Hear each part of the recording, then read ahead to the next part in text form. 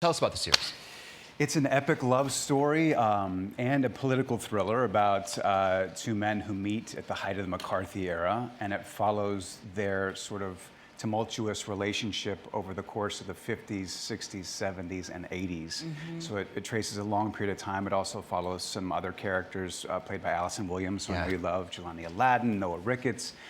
And yeah, it's a beautiful, epic love story, kind of like The Way We Were, in a way. Yeah. Were you familiar with this part of history? Because I was familiar with McCarthyism as they were chasing, after the communist country, but I wasn't familiar with the other Exactly, because that's what we're taught in school, but I knew nothing about the Lavender Scare. I'd heard Pete Buttigieg mention it one time on a talk show, but basically in '53, McCarthy and Roy Cohn convinced Eisenhower to sign an executive order that sort of allowed them to eliminate people from the government for being sexual deviants. Roy Cohn. About 10,000 people lost their jobs, multiple people took their own lives.